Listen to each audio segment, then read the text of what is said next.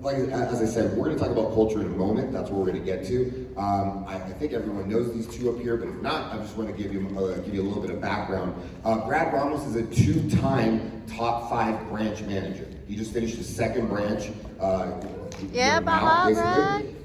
His manager, Anthony Hayes, says Brad is the most gifted person I know at team building. The person I know that spends the most time developing and working on himself. Yeah, he is somebody who's experienced a ton of growth, and he's now officially over $100,000 in personal sales as well. And that's really cool because what we're going to talk about is kind of the roles of a leader and the way a person, not necessarily a manager, is able to influence their team, even though they're not the manager. It's important, right? And somebody who's an absolute genius at that. Ryan is over $50,000 in career sales. And Anthony said about Ryan, she's extremely gifted at connecting with and building up reps. Ryan is an all-out team player, selfless servant leader, and energy that every team needs to succeed. Hard to get a better compliment than that, by the way. And so that's exciting. That's what we're going to talk about. So before we get into this, I'd like you to jot down a few notes. I want you to jot down a lot of stuff, but the first thing I want you to jot down when we talk about team culture is Bruce Goodman's most famous quote. All right, and this is something that was drilled into us, something we talk about constantly over year after year after year, and something that will never change in our business. Because we're not a knife selling business, we're a what? People business. We're a people business. And Bruce always, thank you by the way, and Bruce always says that culture will always eat strategy for lunch. So in other words, it doesn't matter if you have like the perfect strategy, right? But when you have the right team culture and the team is just a vibe, some amazing things can be created. You know, and let me say that everyone here, you know, is in a position of leadership. Just by you qualifying and being here, you're somebody that's a person of influence on your team. I want to share something that I'm not sure everyone's aware of or not. This is a little bit of a personal story, but the reason I had a fantastic district manager, arguably one of the best district managers in the history of Cutco Cutler, Mr. Ryan Casey. He interviewed me, he trained me. I was with him my entire career before I took out and ran my own team. He was incredible, yeah. But I will tell you though, that the reason I'm here is not because of him. The reason that I'm here is because there's people like you on my team that were good examples for me to be able to look at, admire, and aspire to want to be like. That's why. Casey was great, he taught me a lot of stuff, but that's not why I wanted to stick around. That's not why I felt this was the place to be. It was because there was people like you that I looked up to as a brand new rep. Right? Leah Eliopoulos wasn't even at $100,000 in sales when I started. She sells that in a month now. You know, she was just a newer person also. But I looked at her, I was like, she's sharp. Right? And she carried herself well. Right? And it was a great example. And so there's right now the next hot shot CSP, the next Deanna, right? The next Anthony Hayes. There's one or two of those on every one of your teams right now. Okay? I know there's one in Northridge right now, you know, that's looking at Ryan, right, and goes, man, I want to stick around because she sees how he works. And I mentioned that, brother, because I'm watching you, and I like what I see, you know, and that type of thing is what all of you have the power to do, right? And that influence, like Kyle talked about yesterday, is one of those powerful forces and most powerful abilities and just skills to harness. And we're going to talk to you about all the different ways, the many different ways that you can influence your team and obviously create a whole different and better skill set for yourself, but also help to build something super special that I hope each of you are aspiring to make happen, you know, in your organizations. You know, so I'm so super thankful right now that we get to do this. All right. So let's dive in. Let's first talk about what the main responsibilities of a leader on a team are. So there's two, all right? There's two responsibilities, two jobs, if you will. One will always be to influence and increase sales on your team, right? And we can think of many different ways to do that, right? We're gonna dive into that. Obviously, one is personal sales, right? Just selling yourself, that's gonna increase sales, and we'll get to that, right? But that's one side of it. And then the other side is to not only increase sales, but to help grow the size of the team. Because the larger the team is, if you think about that, that's kind of like the perfect storm. We have a team that's pumping in sales, they have a great culture with sales, and that team is constantly adding new great recruits into that atmosphere. That's where incredible things happen, right? And by learning that in this role, you are now able to be in what we call a position of choice. Because now, by learning what we're about to talk about, you have two choices. You can, one, stay with Cutco, use those skills, run your own team, and be one of the top managers in the region. Or you can take those skills, go wherever it is that you want, and do the same thing there. Because wherever you go, the bottom line is you're always still going to be there. You know, and so that's what it's all about. So we're going to dive into 3 areas that are super big that can help you increase both of those things. Sound good? Yeah. Cool. All right. So the first opportunity that you have to do increase sales and recruits actually is leveraging events and just creating the right type of atmosphere on your team. So the first question I'm going to pose to these two is how do we do that, right? What are ways that each of you, that are not very difficult to do, by the way, but what are ways that things that you can do and be mindful of that will help do that on your team, right? Help create the right atmosphere, help people feel comfortable, help people feel welcomed, help people feel like they're part of something. How do we create that? You know, again, that's another reason why I never left, because I always felt like I was a part of something. How do we create that, right? And so Ryan is someone who's a master at that, as Anthony alluded to earlier, through phone jams and different events. He says, you know, as I said, she's someone who really just knows, you know, how to make people feel welcomed, comfortable, a part of something. And I just love her to, you know, go off and talk a little bit about that. So, Ryan, if you will, by all means, you know, have at it. Yeah, so first of all, I want to shout out Rhyan and Herbie, because a lot of what I've learned about running events, I've learned from running phone jams with them as one of our online events coordinators, so thank you, you too. Woo, right? But the first big thing is recognition. So when we're at the beginning and throughout all your events, whether it's like a phone jam, a team event, whatever it may be. So calling people out by name, you know, like, hi Carlo, super good to see you, I'm glad you're here, something like that. And throughout as well, appreciating them for their contributions, whether it's, you know, making a ton of phone calls or a nice response they had in a discussion, something like that. Or just something cool you notice about what they're wearing or in their background, like, hey Eric, I love those glasses, looking super studious, about to take his 100 notes and crush the week. Something that makes them feel like you saw them. Because the same way that you want to, you know, use Mrs. Jones's name throughout your demos, you want to use your reps' names throughout your events, so that they feel, you know, that same warm, fuzzy feeling you want to give on your demos.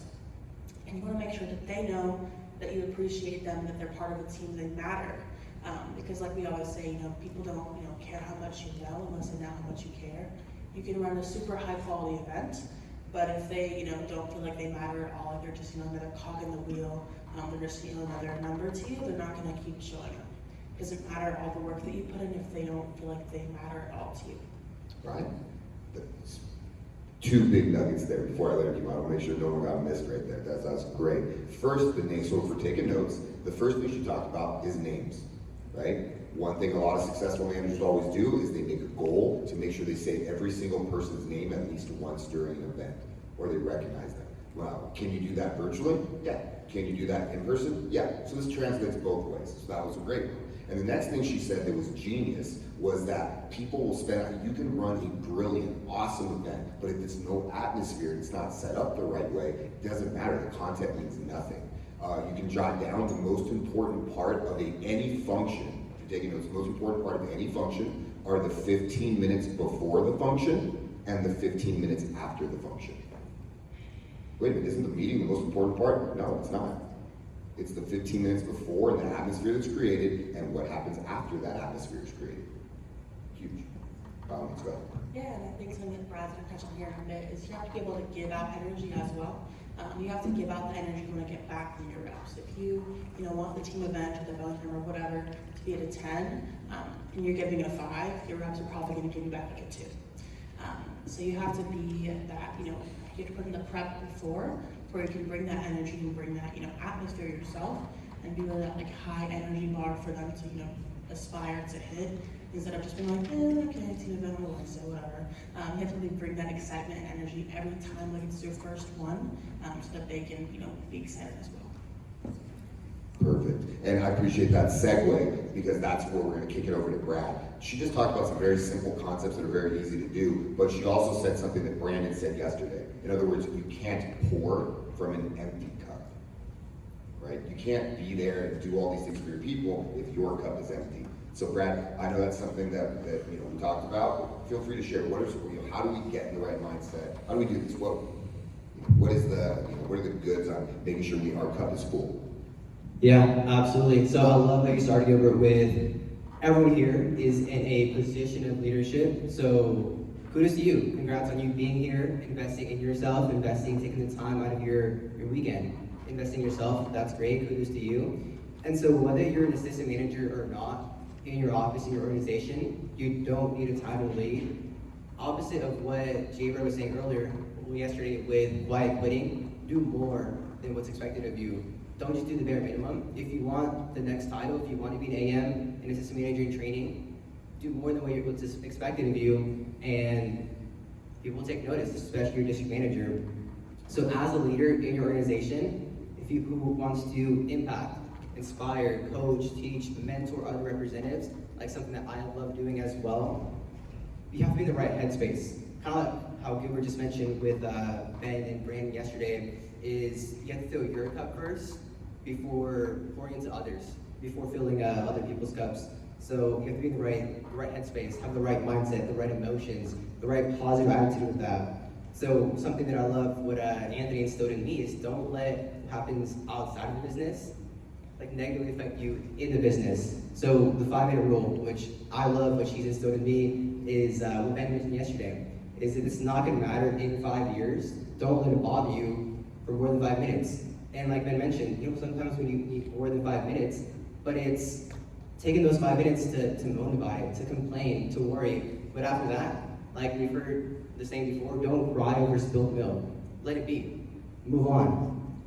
And that's something my team instilled in me. And your DMs, they're people that people want to be like, want to emulate, want to be exactly like how Gilbert mentioned with his Ryan Casey. But the reason that I'm still here today, and Ryan and other people, and yourself most likely, is because of my AMs. Yes, I looked up to Anthony. I was like, man, I want to be like this guy. But the people I had the most contact with were my assistant managers. My Tiffany DeWitt, my Cassidy Solito, my Calissa Cervantes. And so reps latch onto AMs. And when reps want to level up, be a branch, be a DM, they don't want to do it for the money, kind of like how Ben mentioned. There's weeks I've gone by, haven't checked my commission statement, because that's not what it's about anymore. It's about the impact, inspiring others. Reps want the manager's lifestyle, the BMW or the Tesla, the flexibility, the lifestyle, the trips, 100%. And so they see themselves on more of an even playing field with you guys, with AMs, up-and-coming leaders in your office, as opposed to someone like a DM in your office. And you yourself, you're a reflection of your management staff, your AMs, your DMs, division manager. So lead from the front. It's a really big deal. You're the big brother, the big sister in the business. So act like it. If you want them to show up early to events, to functions, do the little things, you have to make sure you're doing those things as well, because you can't, and this is something I love, Anthony always says, I would never ask a representative to do something that I've never done, whether it's in personal sales, whether it's team building or culture, as we're saying here. And yes, if you want to show up early, make sure you're early as well. And so when it comes down to the reason that I'm still here today, I think about the culture. I think about the growth. the people I've learned from, because it's super easy, especially nowadays, to leave a job. Quiet quitting, you've heard it. But it's hard, super hard to leave a relationship. So develop those relationships with your people, get to know them as people, as a person, and that's how your office is gonna grow. Yeah, that's huge, man. 2 segues right there. I love that. And I'll remind you of this. I know you already know this and stuff, but it's so funny. Dan always talks about this. I have experienced this so many times. But we'll use this Dan's example of Kyle Lopes. Kyle wasn't always the polished manager that he is now. He was he wasn't the polished manager that he is now.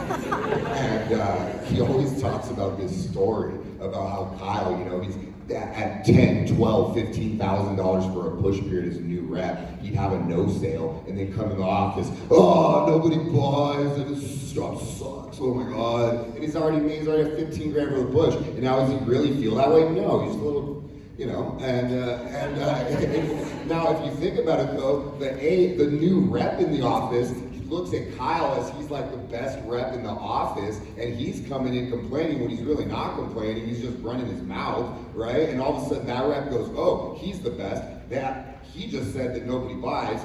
Oh, people must not buy. I can't do this, I'm quitting. But Kyle didn't mean that. He just run his damn mouth, you know? And so you gotta like realize that before you go into a function. If you're having a bad day, take your time, clear it all out, take your 5 minutes with your manager. Don't complain to your other AMs, don't complain to the reps on your team. Get to your manager, talk to them, get it all out. That way you're clear and you can go into the event and you go in the right headspace right there. You know what I mean? That's huge, right? So be mindful of your words. Be mindful of all those things because everybody's watching you. And that's such a position of privilege. And so that was great stuff. And then as a segue, we just talked about it's important that your cup is full. Well, I know that the #1 way to make your cup full is to also make sure your bank account is full. Okay? Because when you're selling personally, you walk different, you talk different, you act different, everything is different. You just look different. All right, and so that's the second thing we're going to talk about. I just want both of these leaders to share what their personal sales planning is for the fall and what they're thinking very briefly, so you can kind of get an idea, because that is always going to be one of the absolute cornerstones that you having confidence and you helping create culture is personal sales. And so let's talk about it. Either one of you can go ahead and take it on. Just feel free to share anything about your personal sales plan, why you feel personal sales is important, anything you'd like to share on that. Yeah, so if we're working towards a championship team, a top selling team, whether that's your personal, either your office, your division, whatever it is, you also have to be selling. We can't, like Brad said, we can't expect reps to do something that we're not doing. It's also, way easier to help the office, help the reps if you're also selling. It just makes it way easier to talk to them about it. Personally, I do have a spreadsheet for my plan. If you want it, you can come talk to me later. I'm a psych major, but I don't do math myself. I just have a spreadsheet do it. My average order is about 400, and my closing percentage is 57%. And I have a goal of 25,000 for this campaign. So what that breaks down for me is me 6 demos a week with 3 orders, and the majority of that is going to come from demos. With some, phone orders and whatnot around the holidays, things like that. If you haven't figured out a goal just yet, it's not too late. Talk to your manager, text them like today, get some one-on-one time to help figure out a goal that feels good to you, but it's a little challenging, and game plan it. And remember that a goal without a plan is just a dream. I love that one. A goal without a plan is just a dream. I love that she knows her numbers. So ask yourself, you got to be honest with yourself and your pen and your paper and your computer that's right in front of you. Do I have a plan right now? Do I actually have one? If I don't, it's okay. I just need to get one, right? I gotta have a personal sales plan. What about you, Brett? Yeah, so my plan, I plan on being, kind of like what Ryan mentioned, is with the phone jams, we've done such a great job with making a great environment there with the music, shouting people out. So, shout out to the phone jam crew. So it's, being on those phone jams, if not all of them, because when reps see me on there, they're more likely to make calls, book up demos. So being on the phone jams, and kind of like Ryan likes to do is, if need be, going in a breakout room with them and coaching them up, seeing how their phone jam is going so far. And then with me, definitely utilizing, and if you guys are not in the know, we have every phone jam at a specific time because those are the best times to make calls and book up demos. So for me, utilizing the Thursday night phone jams to be a weekend warrior, book up demos, appointments for the weekend will be the biggest thing for me. And a main focus that I want to do and bring back, especially in culture, is field training. And I can remember Anthony telling our team, our staff, is when we sold a signature, an ultimate, or sold blank, hey, who saw you do it? Who did you take on food training? Who saw you do it? That is a big, huge thing. And I think there's so much value in a rep seeing you sell blank, sell a set, sell some pieces. But I think there's so much more value in then seeing you not sell anything at all, drop down all the way, showing every product. I think there's so much more value in that. So whether you get a sell or not, who saw you do it? I think that's a big, huge thing that I want to focus on, is field training, but also cross training. I'm a firm believer that everyone needs to have their demo watched, especially when you rep their first weekend, because they're fragile bunny. Everyone needs to have their demo watched their first weekend, learn the ropes, have someone watch their demo, someone watch theirs as well. So whether I'm on a demo or whatever it may be, someone's on there, for sure. That is going to be a main focus of mine. Because I've field trained many people, over 50 people, multiple people, especially at one time. Super easy on Zoom, for sure. And yeah, with that, when I first started, I was not a high flyer, was not the best rep, did not have a spicy fast start, but I watched my AMs do demos, they watched me do demos, I got some tips, some coaching from that, and here I am today. So if you haven't been field training, go field training, watch a new rep do a demo, make sure your assistant managers, your DM watches your demo. That's the biggest thing for sure this fall. Yeah, that's huge. Who saw you sell it? And that's cool. I love that you mentioned that too. It's like, yeah, we want you to listen. I want them to see you sell signature set. But it's cool to see them see you struggle through. It's not struggle, but work through with the customer, and maybe you sell a piece, maybe you don't. And then it's even more important that if you you have a demo that didn't go the great way, that they see how you respond to it afterwards. You don't go, oh, you just can't do this, sorry. But you're like, shit happens, man. We'll get them on the next one. Boom, no problem. And they just see you roll with it. You're like, oh, cool.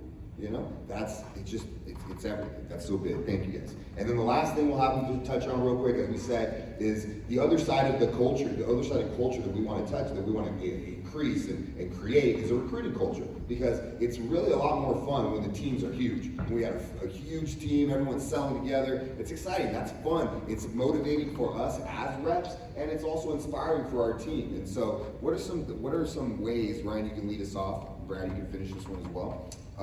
That as someone, for someone in this room, how can they impact the recruiting culture? Because not everyone in this room is going to be running interviews, not everyone's touching everything, but what's something everyone can do to kind of impact the recruiting culture in an organization? Yeah, so one thing you can do, and I personally love doing it just for the first time a couple weeks ago, is going to campus with your manager. Recruiting that way and doing a little table, talking to other students.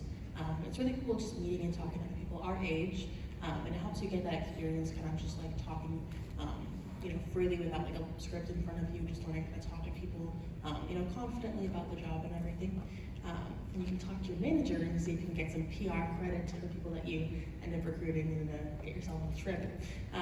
And then also one thing that's super easy is like social media recruiting, and doing like messaging on Instagram, things like that. It takes like 10-15 minutes a day. I have it in my schedule for like 8 p.m. And you can just send like 10 messages a day, just a little, blurb, hey, we're us, we do this, Ace pays this, want to come to the session. And it's a super easy to get some PRs, build the team, and obviously also help yourself, get some people under your belt as well. That's great. She talked about, I don't know if everyone knows that, but we go to campuses, we set up information tables, pass out information, people go, that sounds good, and they go and start the position because you were there. And so there's all kinds of incentives. She talked about personal PRs. I'm not sure if everyone knows this as well, but when you get 8 PRs, you automatically win a free trip to Mexico. Yeah. Ryan, I love seeing you in Mexico, by the way. It was awesome. We were at Rancho San Lucas in Cabo San Lucas literally just a couple of months ago before the summertime. Everyone was there. So much fun. There were so many people there just because they were in the PR culture, right? There's a lot of people there that sold to get there, and they like had a little charge, had to pay maybe half or something. All the PR winners just go for free. Like it's pretty sick, right? And so that's a great way. Personal PRs, getting on campus. By the way, when you go on campus with your manager, you also are going to increase your sales because you're going to learn at a more accelerated rate. That was my first leadership role in COC, by the way, is being on campus. being on campus participant. And that's where I got the most time with my manager. I learned so much through that, so that's a great one. And Brett? Yeah, so one of the things that was holding me back from being an AM when I first started was team building. Now, in our organization, our office, it is a standard that an assistant manager is a team builder. You want people on your team. Now, one of the things I've been working on very heavily lately, especially during the summer as well, is building connections.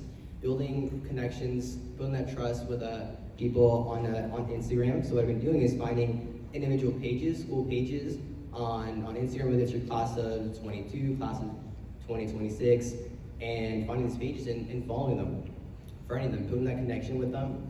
And so when I'm messaging these people, there's a sense of connection there, a sense of trust already, I guess a sense of rapport as well. And so when I'm messaging them, in fact, many of these people think I go to the school, and so when I message them, they think I go there. So it creates this even more level of connection there as well. I actually had someone reach out to me thinking I went to her school, let her know that we're hiring, and she launched next week, so shout out to her.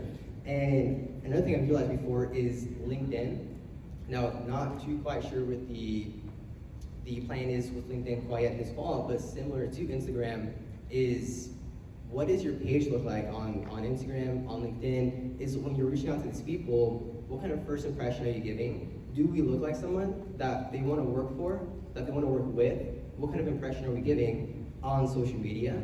And so with our representatives, kind of like what Ryan mentioned with the trip, Cabo, is tying them into that, finding every possible way, whether it's during PDI, or PC, throwing up a post during a team event, getting them tied into the region trip, and we went, showing them pictures, showing them videos, telling them crazy stories about it so they're bought into that. They want to go. And I think there's a sense of loss and pride of being a team builder, creating that culture, so definitely bringing that back as well. And the people in your network know that your office is hiring, let people know that the opportunity exists. And kind of like how Ryan mentioned as well is campus. So I had some, obviously, campus has changed a lot last couple of years, but I'm no expert on campus by any means. I had some fun stuff going on when I branched this past summer with career weeks, job fairs, special events, and I was actually on campus as well with my DM, Anthony, a couple days ago. And one of the biggest things that we talked about is how it's so similar to selling Cutco, especially selling behind a booth, is grabbing someone's attention before they walk away. Selling them not on Cutco, but selling them on the opportunity. And so lately our main focus has been getting in touch with these schools, these high schools, these colleges, with the campuses, and emailing them, calling them, seeing what we can do and seeing what we can't do. And your DMs are out there. Campus is a big thing right now. They're trying to see what they can do, how they can impact their office by going on campus. And so if I were you, I'd ask them, hey, what can I do to provide value? How can I be of value to the team by helping you on campus, whatever it may be? And some of the things that I think about are whiteboarding, flyering, chalking, whatever it may be, handing out flyers, posters.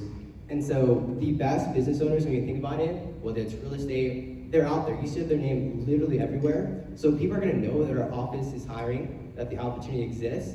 And so people in your network, on campus, they're gonna know. And so we have specific approved days when we go on campus, and we're gonna make the most out of it. And another thing that we're gonna utilize is, how we've talked about in the past, is how can you provide value to that high school, to that college, whether it's speaking at their business club, or speaking at a specific club or class, providing value to them, because they're allowing you to provide value to their students.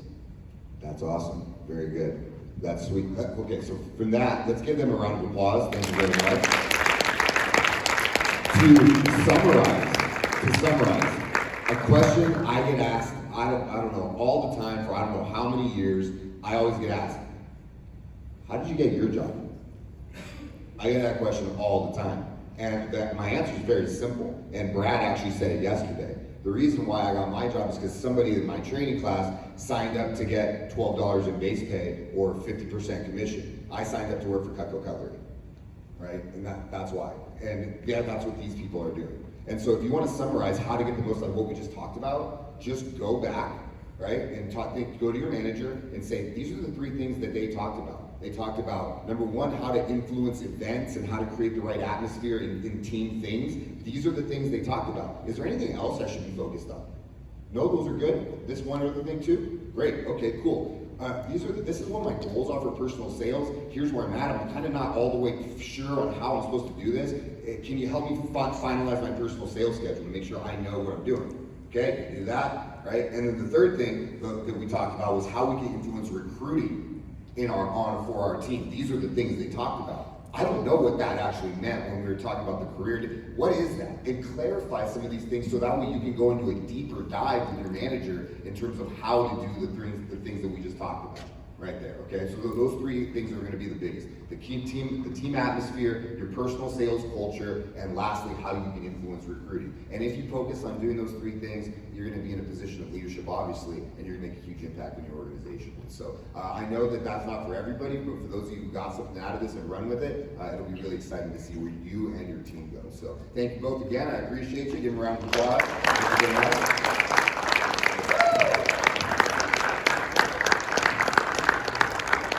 All right.